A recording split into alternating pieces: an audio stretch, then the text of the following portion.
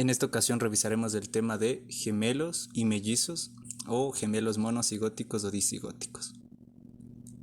Aquí vamos a hacer una distinción, y es que los gemelos monocigóticos, como bien vemos en el gráfico, únicamente se da la liberación de un óvulo, el cual es fertilizado por un solo espermatozoide.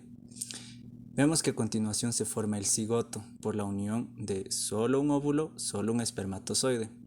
A continuación, este cigoto se divide en dos y forma dos embriones idénticos.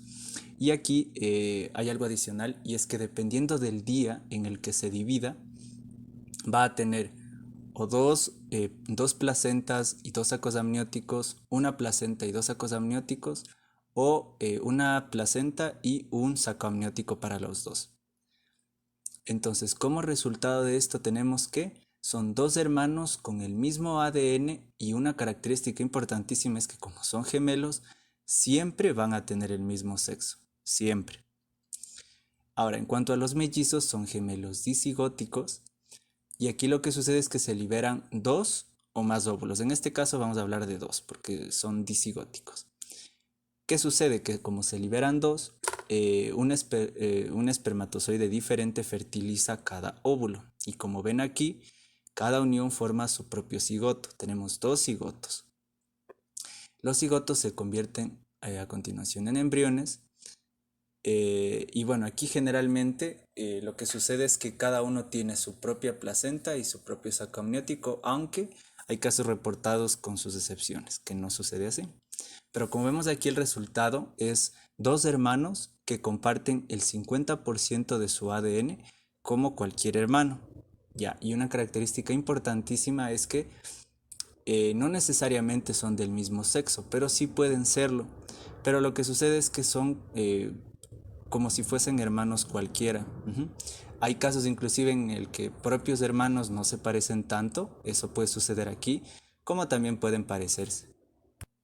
Ok, en la siguiente imagen es justamente lo que mencionaba en cuanto a lo de si tiene dos placentas, dos sacos amnióticos, una placenta, dos sacos amnióticos, o una placenta y un saco amniótico. Como vemos, si la división de este cigoto en embriones como tal se da entre el primer y tercer día, vemos que hay la posibilidad de que cada uno tenga su propia placenta y su saco amniótico. Entonces, de 1 a 3 días. Luego, si se da esta división de 4, del día 4 al día 8, vemos que, y de hecho este es el caso más frecuente, esto es lo que más se ve, vemos que tienen una misma placenta para los dos, pero diferentes sacos amnióticos.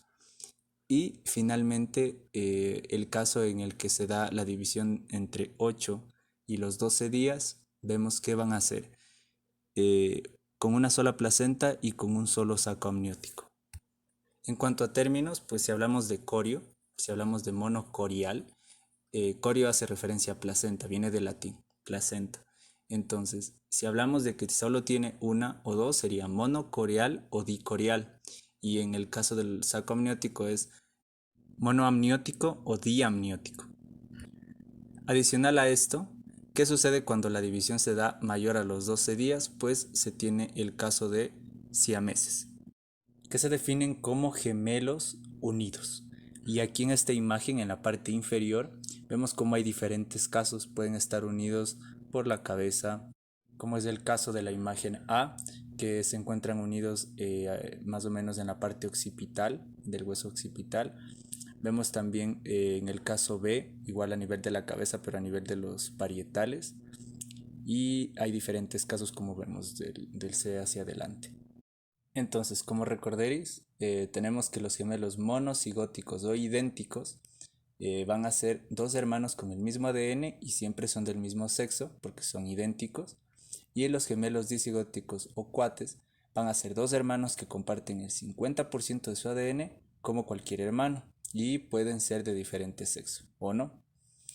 En cuanto a la frecuencia, vemos que en cuanto a los gemelos monocigóticos, uno de cada 250 embarazos es como tal monocigótico. Y en cuanto a los gemelos disigóticos, 3 de cada 100 embarazos. Eso quiere decir que hay una mayor incidencia de gemelos disigóticos o mellizos.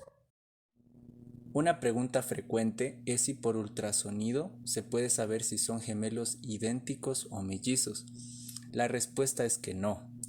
¿Por qué? Porque a pesar de que sabemos que es mucho más frecuente que los mellizos tengan cada uno tenga su propia bolsa amniótica y también su propia placenta, lo que lo distinguiría, por ejemplo, de los gemelos idénticos, si se dividiera entre el cuarto al octavo día o del octavo al doceavo, pero recordemos que del primer al tercer día también se da igual que en los mellizos, que cada uno tiene su propio saco, cada uno tiene su propia placenta, entonces esto no es determinante justamente porque puede variar de caso a caso. Y ¿desde cuándo se puede realizar este ultrasonido? Pues por un personal capacitado, en este caso un médico radiólogo, el cual tiene que contar pues con la experiencia para distinguir esto, que ya bueno, a más profundidad ya se ve en este ámbito de la radiología. Algo característico es que allí en esos ultrasonidos se busca el signo de la tortuga para identificar la parte escrotal y el pene del niño, o el signo de la hamburguesa que distingue lo que es la vulva, los labios mayores, etcétera, de la niña. Esto se puede realizar, como bien menciono, a partir de la semana 11 y puede estar acompañado de ciertos factores que pues no permitan identificar correctamente, por ejemplo, el sexo, justamente porque la embarazada tenga un panículo adiposo extenso, el hecho de cómo están orientados igual los bebés, entre otros. Ahora, vamos aquí a ver la imagen, que claramente ahí distinguimos unos gemelos. No sabemos si son monocigóticos o disigóticos, pero sí al menos nos damos cuenta que cada uno tiene su propio saco amniótico. En cuanto a otra pregunta que es también frecuente es si es lo mismo ecografía, ultrasonido y radiografía. Bueno, en cuanto a la ecografía o ultrasonido, pues sí se pueden considerar sinónimos justamente porque se utiliza ondas de sonido de alta frecuencia para obtener esta imagen. A diferencia de la radiación que se emplea en la radiografía. Entonces, esto no es un estudio de radiografía. La ecografía no utiliza radiación. En cuanto a las causas, se observa cuando hay antecedentes de embarazos múltiples en la familia. También se observa más por rama materna, no así siendo determinante el lado paterno.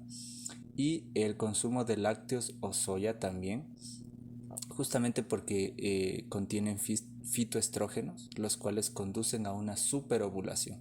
Recordemos que, por ejemplo, en el caso de los mellizos, habían dos óvulos. Entonces, se conoce pues que en cada mes se libera un solo óvulo, pero el consumo de estos alimentos podría inducir a más óvulos.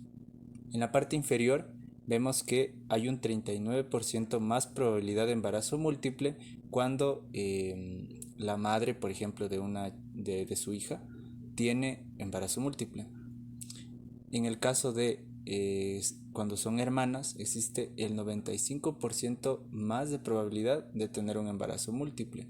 Es decir, que si una hermana tuvo un embarazo múltiple, pues su otra hermana pues también lo tiene y es bastante elevado.